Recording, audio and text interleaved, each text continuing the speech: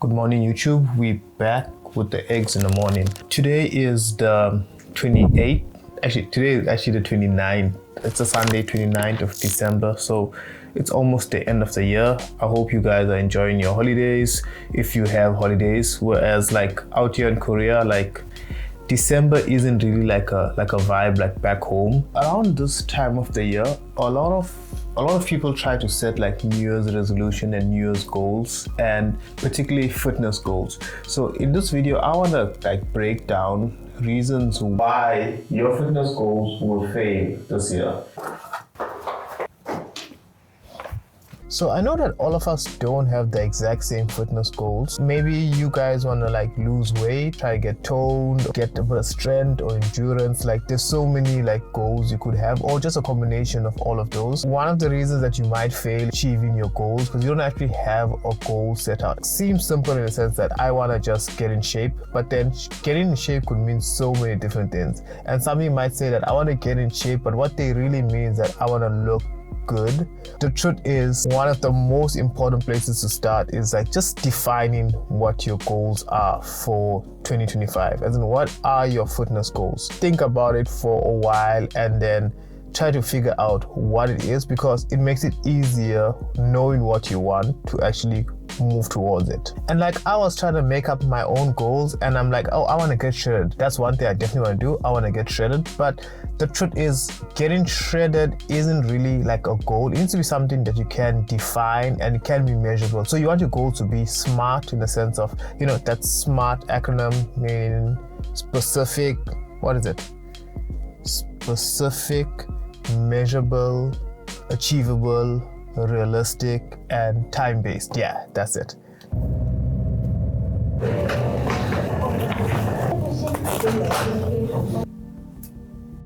Yeah, as in like. Okay, so you've come up with your SMART goals, and you know that you are on point A and you're trying to get to point B. So let's say you in New York, you're trying to get to LA. You in Daegu, trying to get to Seoul. You in Durban, trying to get to South Africa. You in Durban, trying to get to Johannesburg. So you know where you want to get to, but in between is that the most difficult part.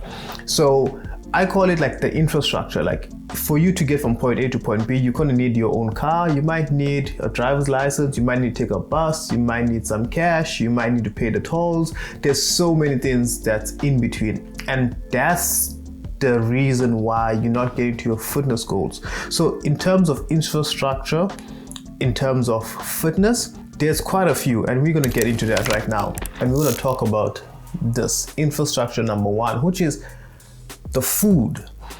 I'm going to use my own example because I grew up in a township in South Africa and I grew up with my family and we weren't the wealthiest. So you're kind of limited to the food that you eat at home, especially if you're not independent. You're kind of limited to the food you eat at home. And generally we would eat like a lot of like rice and pap, and the variety of like nutrition wasn't really there.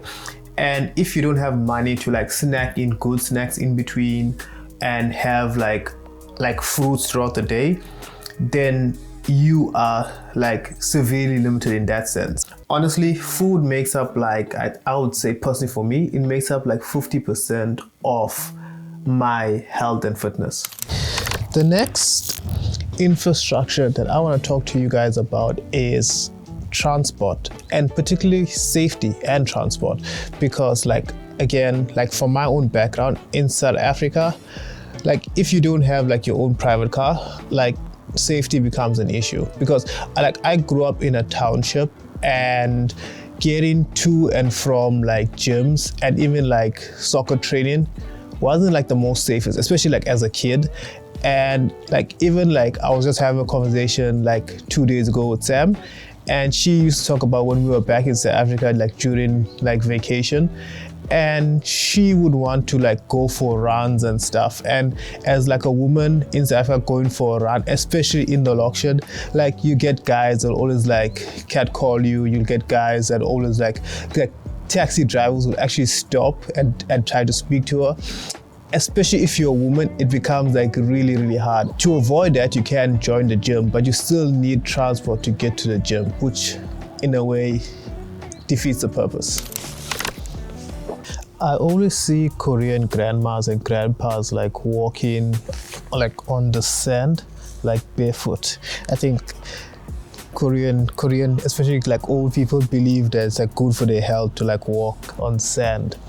Anyway, it leads me to my next point. Like, it's always like good to have a specific spot that you go to that you can work out regularly. So they come here and they just walk. Like, they're really old. Like I told you guys about the Korean age population, they demographics. Like, they have a lot of old people, but they live long. Like they live really long. Like maybe too long, but okay, cut that out. But they have like places that they come and they just do like casual like walks and stuff like that. And it's so important to have a specific place that you can go hiking, you can go like, you can play tennis, you can do all different variety of sports, but there should be that one place that you can go to and it's easy for you to get to, even if it's your home where you can go and work out and do stuff. For me, that spot is the gym. For like these grandmas and grandpas, it's a spot behind me. I know like the gym might be, not everybody can have like a gym membership, and that's why it's nice to like use like public gym facilities. We have a lot of like this in Korea, so it's like something that usually grandmas and grandpas used to work out, but it's like public gyms. And Korea has like a lot of them, but in South Africa, like especially like the place that I grew up in, there's more taverns than actual like gyms. So all the things that I've been speaking about so far has to do with money to a large extent. But the next one, the next fitness infrastructure, which is time, doesn't really have to do with money all that much, even though time is money. Like you could be wealthy and not have time, or you could be broke and not have time. So it depends. Sometimes like it almost feels like the system is rigged, that being fit and healthy and just having your body in like tip-top shape, it's a rig for the wealthy. Like it feels that way sometimes, because like you have to have so many things that's expensive or pricey to get there. Having time, it kind of affords you can put way more time than most people at the gym. And like for myself, like I try to give myself like 40 minutes at the gym, or around about like 40 or 45 minutes, or max an hour every day at the gym, or whenever I do work out.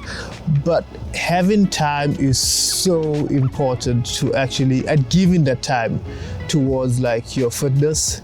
And this is at the gym, and also like cooking and preparing meals. It's so important for your like health goals and ambition. Even though the sun is out, it's still kind of cold. So I'm gonna go and grab myself a cup of coffee and tell you about the last infrastructure, fitness infrastructure that you probably lacking towards your fitness goals. But if you are getting any value from this video, do like and do subscribe to the channel. It really does help the channel grow.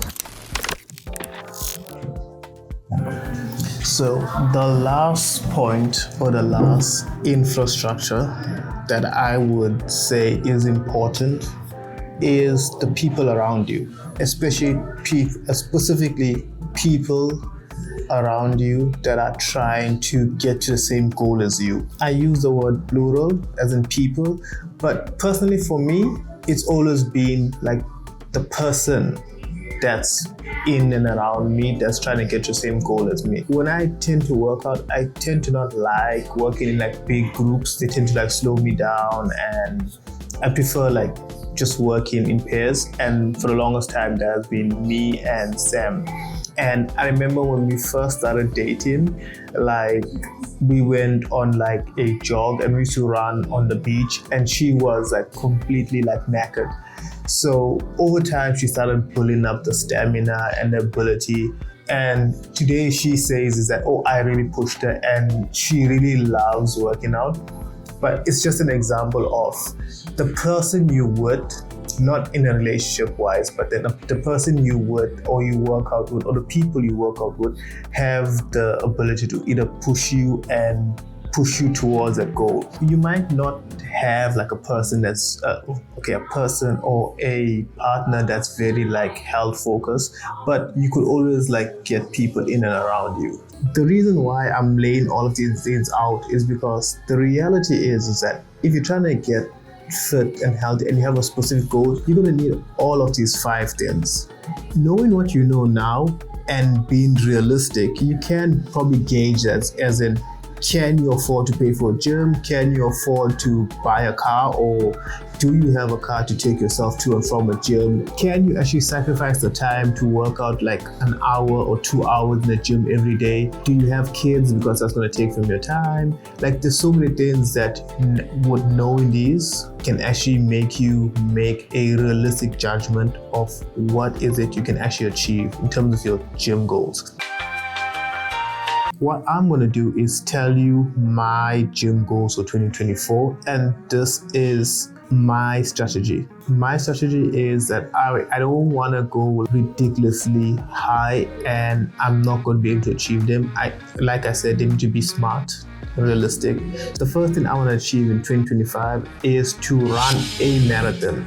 Ideally, I would like to run 3 marathons, but I'm just going to say 1 marathon. I might do those 3, but my goal is to run a marathon. I know it's kind of hard to like get in Korea, so whenever there's a marathon that's up, it's not like in South Africa when we have like the comrades or whatever, they take as many people as possible. Whereas Korea, because like streets are generally smaller and space is kind of tighter, so they usually have like a limit of how many people they can like accept. So I'm going to try to be early, try to get at least into 1 marathon. Number 2, I want to be able to do a handstand. Like I can't stand on my hand, but I want to be able to do a push-up, a handstand and a push-up. So I'm going to work towards that.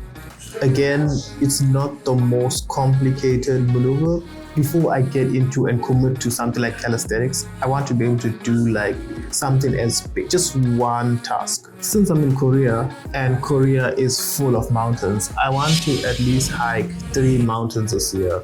It doesn't have to be the tallest of mountains, but yeah, I'm gonna try and hike 3 mountains this year. I also want to get 3 sets of summer sportswear, as in 3 sets of summer sports outfits and 3 sets of summer winter outfits. I feel like the more outfits you have, the more motivated you are. The washing every day and every week kind of gets like frustrating, so the more you have, the better it is. I wanted to get shredded as a goal, but then that's not really measurable. So I told myself that I should be able to do 1 week every month of the year.